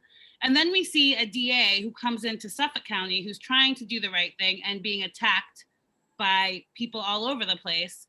And I think I have a question about accountability and how you hold people accountable and what you like. I talk about this a lot in education, like doing anti-racist work with white educators. Like, well, what are you doing in those moments to interrupt white supremacy?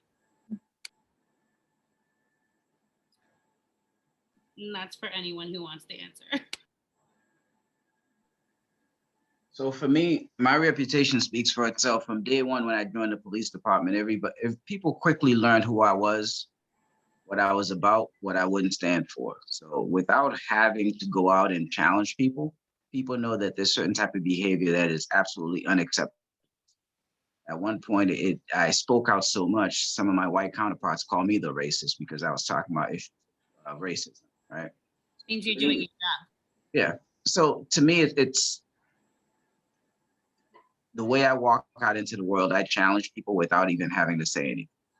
All right. Even as a 1 year on the job, people quickly learned that there were certain things that couldn't happen around me that I would not allow to happen. And when I come to the scene, when I was a police officer, when I was a supervisor, and now people already know that there are limitations and that if they do certain things, I will call them out.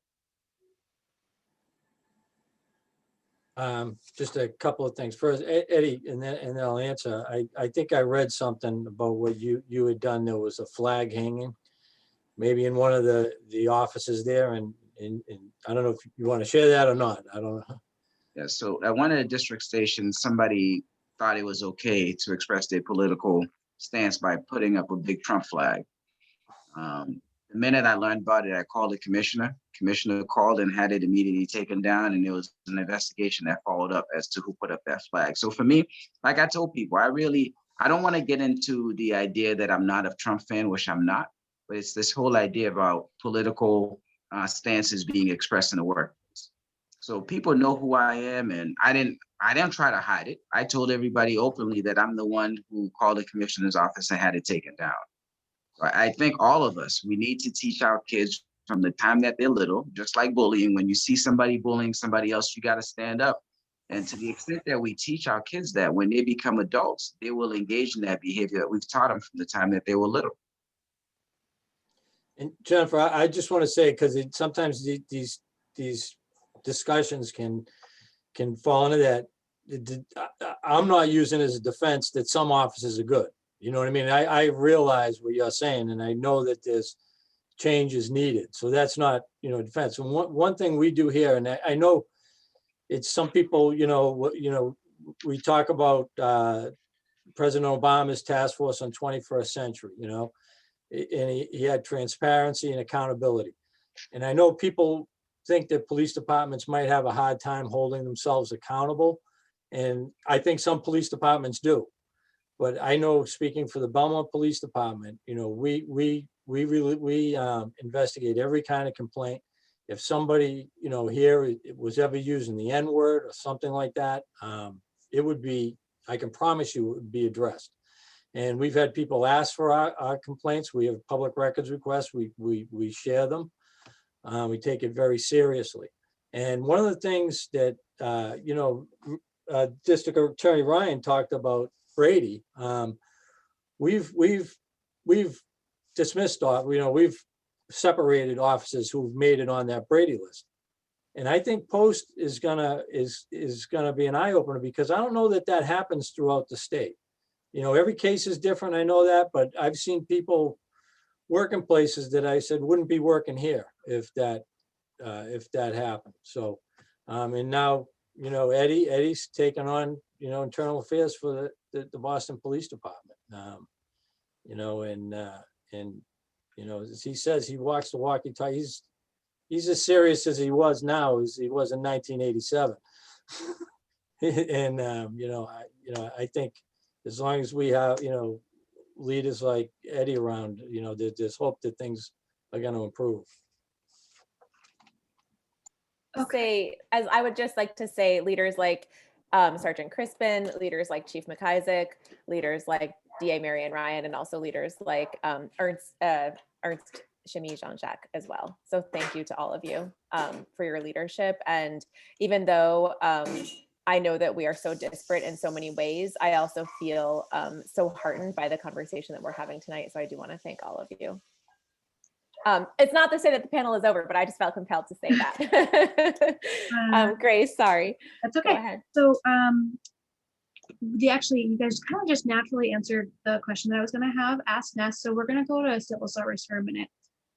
So wanting to hear from the panel, how do you see the benefits of leaving civil service to the city of Boston for urban policing versus the more suburban policing in Belmont, Watertown, and our surrounding communities, specifically around how it will potentially impact Black and Brown residents of both areas?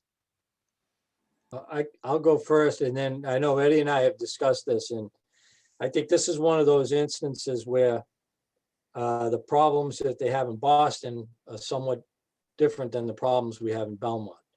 And just so you know, Post is going to address this civil service issue. So in Belmont, our problem is twofold. So people will ask me, why don't you have a diverse police department? Civil service requires that I hire from a list, and in order to get on that list, you have to take the test, usually in the springtime, every other year, and you have had to have resided in the town of Belmont for 1 year prior to taking that exam. So one way we tried to add diversity was a few years ago, after a discussion with a former Metco student at an MLK breakfast. We proposed legislation through Senator Brownsberger it's kind of sat there, it hasn't moved, that anybody who graduated from Belmont High School would receive that same residential preference. And you know, so if you were a Metco student and you lived in Mattapan, you could get residential preference in Belmont if you had a high school diploma from Belmont High School, or any high school in Belmont, whether it's, you know, the Waldorf or Belmont Hill School. So, and we absolutely have a difficult time diversifying the department through civil service. The second part of the problem is a community like Belmont does not supply simply enough candidates on the civil service list. This year we had 4 vacancies, we had 4 residents. That's 4 to fill 4 vacancies with 4 candidates is absurd. You know, we're hiring for a records clerk right now, and we have 35 resumes. And so I have to fill 4 vacant police positions with 4 candidates. And that's just not a good way to go about business in any kind of way. So in order for us, A, to diversify, and B, to attract qualified candidates, we need to move out of civil service here in Belmont. Remember, we're, you know, taking on hiring that number of people is not something, you know, that would be a challenge for the town, as opposed to like a bigger city that might have to, you know, run through 200 or 300 candidates. But that's the problem that Belmont faces. And this is something that I talked about in, again, when I went through the interview process for chief. This was one of my highlights that we needed to do, one of my goals.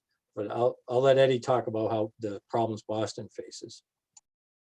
So I taught at the academy for 6 years, and I know one of the issues we've had, a lot of people have complained about the preference for veterans. And I will say this up front, I will preface it by saying I am not anti-veteran, but what happened is we got a large influx of young white males who had not grown up in the city, a lot of whom had just gotten out of the military through their veteran preference, had come into the city, or people who moved in the city for a year and then got preference and became police officers. I think there's a number of things with that. If you grew up outside the city and you didn't make extra effort to really learn about the city, and all you've heard about the city, Mattapan, Roxbury, Dorchester, is what you've seen on the news. You come into the police department after a year, not familiar with the city, having this idea that these communities are rampant with drugs, crime, gangs, etc. That is not the case.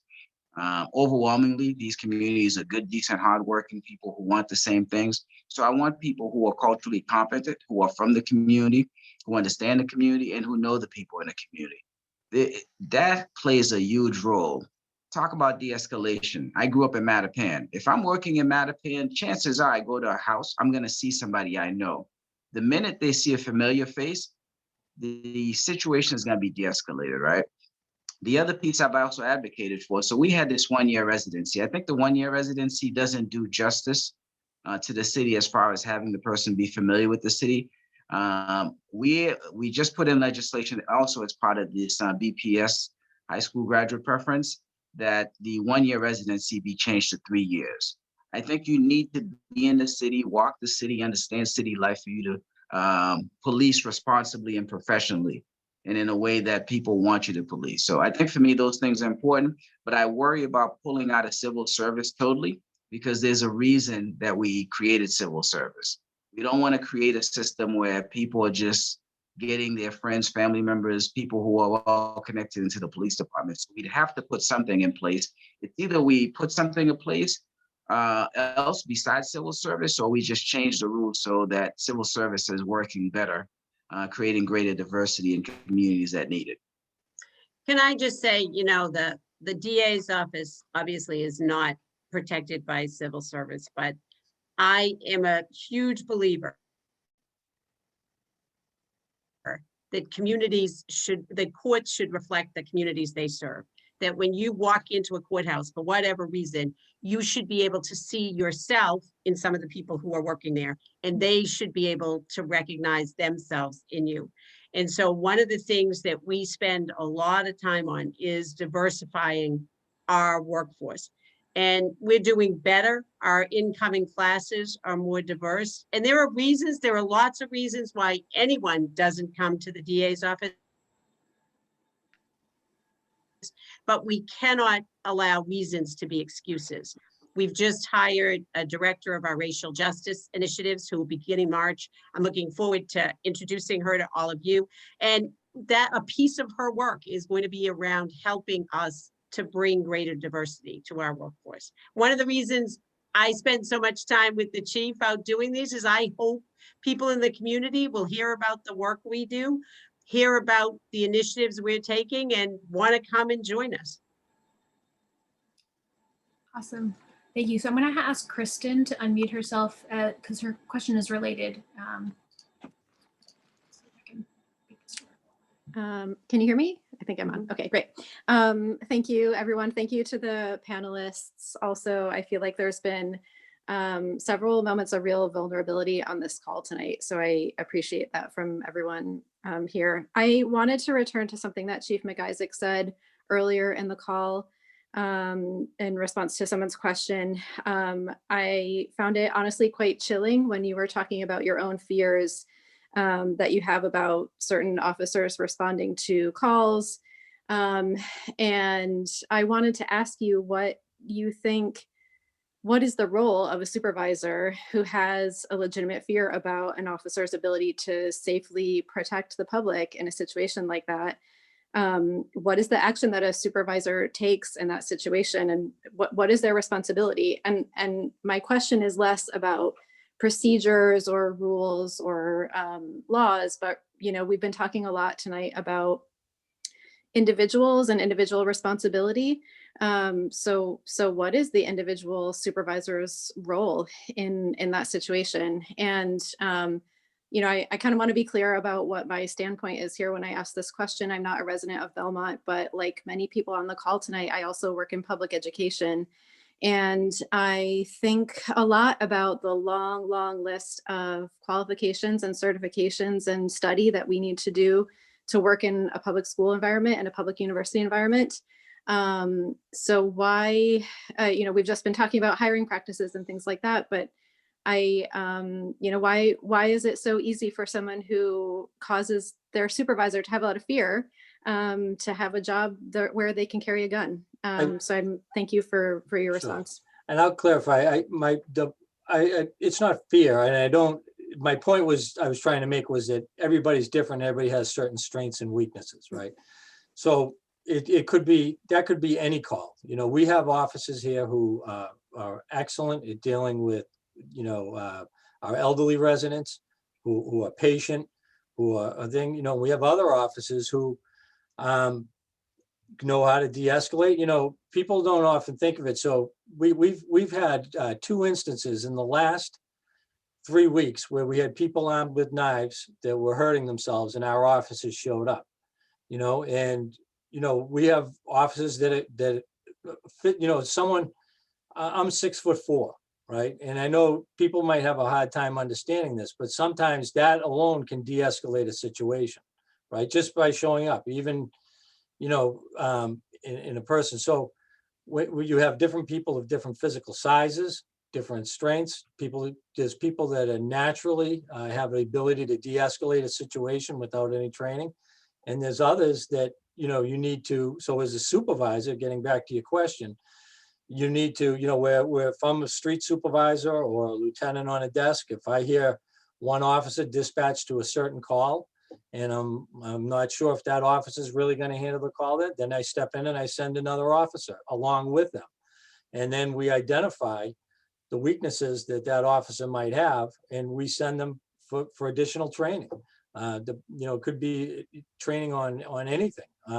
You know, whether they actually have classes that are called verbal judo to try to de-escalate situations through your talking. So I probably shouldn't, you know, I wasn't in fear of residents being hurt by our officers. It's just a matter of, you have different officers with different strengths, different weaknesses. And, you know, in talking, I was also talking about videos and after actions reports I've seen around the country where I see just bad policing and, you know, things that happen that due to the training that we have in Massachusetts wouldn't be allowed to happen here, or wouldn't happen. And knock on wood, I think that's why, you know, I know a lot of people say, well, we're in Boston and we're in Massachusetts, those things don't happen. We all know they can happen everywhere. But the fact is, a lot of them haven't happened here. And that doesn't mean things don't happen here, but I think we have, as I said with Post, a lot of that stuff we do. When you know, people were asking us about the 8 can't wait use of force policies, Belmont met those. I had no problem the next day putting them on our website. You know, we met them, and you know, most of those points now are a law in Post. So you know, but that's my point, was we have different offices, different strengths, different weaknesses. And as a supervisor, you need to know that in your offices. You know, I'll tell you right now, we have a school resource officer, right, at the high school that is, to me, is unbelievable. And the new reform bill, prior to the police reform, you had to have a school resource officer. If you didn't put a school resource officer in there, the Mass State Police would put one in there. They would put a state trooper in there. And now it's up to the superintendent. I think that's a good idea because, quite frankly, I don't want to put an officer in that school that I don't feel can do that job. I don't want to be legislated that I have to pick an officer who A, might not want to be there, or B, isn't somebody that I think can do the job. The school resource officers I have right now are the best fit for that job. And, you know, if we were to put somebody else in there, we'd have to retrain them. You know, we'd retrain them, and it'd have to be the right person. I just wouldn't want to put anybody in there. Can I ask a really quick follow-up question? Like going back to Kristen's question regarding, you know, the qualifications of officers and then relating to civil service. I wonder how you would see Belmont or how you would see a community leaving civil service, sort of allowing us to build a department where we as citizens could, or residents could, feel more confident in the qualifications of officers in terms of dealing with, like, say, like being able to handle a large protest or demonstration, being able to handle somebody who is in some form of distress and really needs, you know, how do you see those two as being connected? So if we were to leave civil service, we can make a job description, basically, look for anything we want. It'd be like any other job where you could go out and hire people. Fitchburg State has a great program right now where you get 4 years of education and you graduate already academy trained. UMass Lowell, UMass Amherst, they all have criminal justice programs. We could go out and recruit on college campuses. We have much more, we'd have, be more latitude and more of an interview process. Right now, if I want to bypass somebody on the list, I have to, it's not an easy process. And that person then has a right of appeal to civil service, which here is the conundrum. It's what Eddie talked about is then, you don't want to get into a place where you're putting on all your relatives either. So you need to, to have those checks and balances, but you certainly, there's no doubt that in a community like Belmont, if we left civil service, our candidate pool would open up, 10 times is what it is now. Officer Sergeant Crispin, I'm sorry. I see you nodding your head in the same way that you see regarding candidate pools opening up. I would like to hear you say more in the minute that we have left. No, I agree wholeheartedly with what Chief MacIsaac was saying. I think it's one of those things that we have to have a conversation. It's simple to say, let's get rid of civil service. But how do we replace it with a system that's responsible, that meets the needs that we want to? And I think we just have to sit down at the table again, conversation, right? Whether you civil service or you don't want it, we have to have these conversations and figure out what works best for all the parties and all the interested parties. Go ahead, sorry. So one thing we did put in about 4 years ago in the collective bargaining agreement. So when you come on to the Belmont Police Department, you have 3 years to obtain at least an associate's degree. And if they don't achieve an associate's degree within that 3-year period, it's cause for termination. So at least we've tried to negotiate that effort in to at least require somebody to come on. And the idea is that they'll learn more. They'll be, educated. I would love to, very quickly, the Belmont public school system requires a bachelor's degree for anyone who is working in the schools as a support or anything educator. In the city of Boston, all they require is a high school diploma, but I would say more than 80% of the officers have at least, and maybe 80 is a little bit, at least 65% have at least a bachelor's, probably another 20 to 30% have masters or law degrees. We have a number of people who have PhDs, but I think at the end of the day, I think it's exposure. When our young recruits are leaving the academy, we bring them out for a week of community engagement.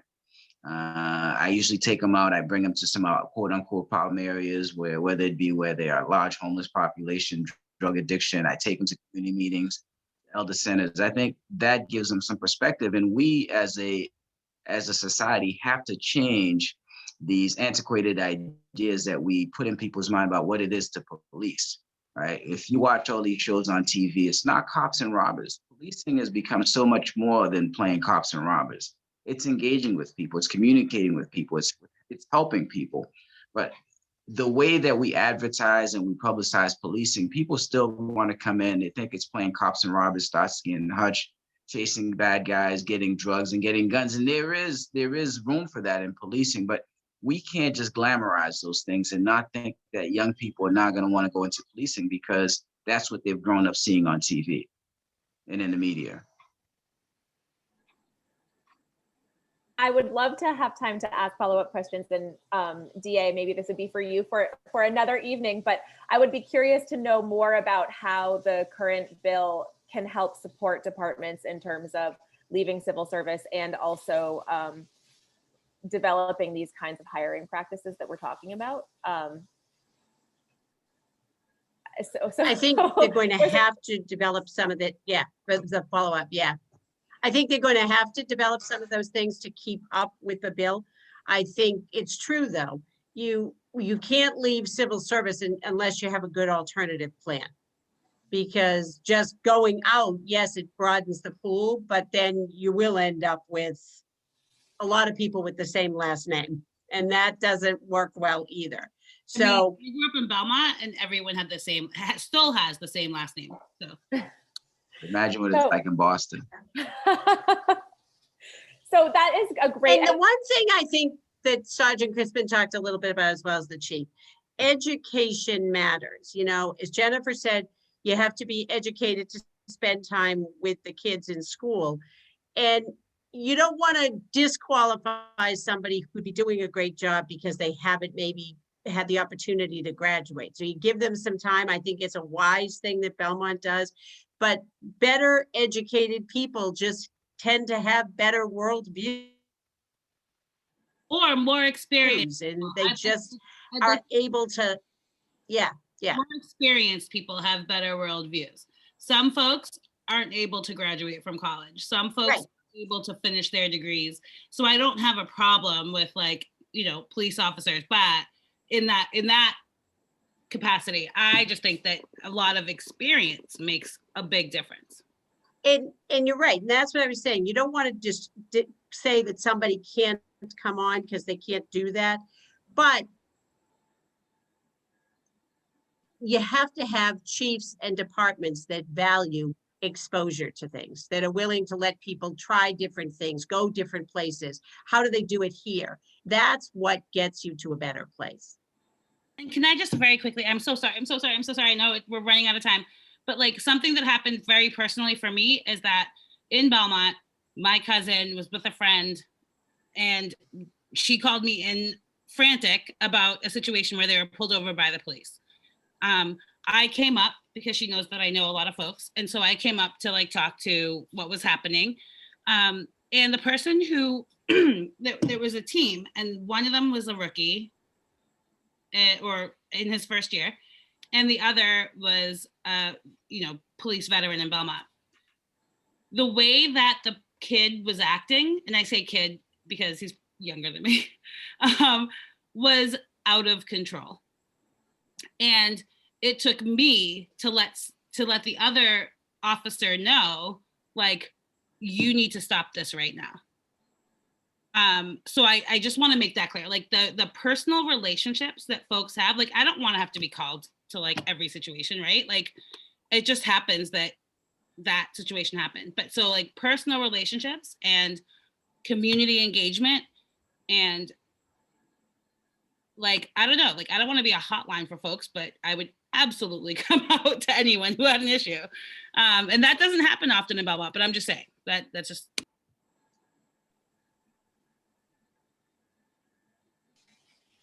Thank you, Rava, and thank you. It's already past 9 o'clock, so I think as much as it seems like we could all stay here all evening because this is so engaging, we all need to get our rest so we can continue our work in the morning. Thank you so much to our panelists, and I'm excited because I feel like we've developed, this conversation to the point where it does segue really well to our next two panels, discussing sort of what departments can do in terms of building themselves once they have left civil service. That's certainly something that we have for future panels, and also the questions of building alternative infrastructure in the community. So in any event, to be continued, and a great and huge thanks to all four of our panelists, Sergeant Crispin, Ernst Jean-Jacques, DA Marian Ryan, and Chief MacIsaac. Thank you so much to all of you for staying so late with us. Thank you, and thank you everyone who came. We really appreciate it. Thanks for having us. Thank you. Thanks for having us. Bye-bye. Bye. Bye. Stay Thank you. well. Thank you so much for coming. Have a good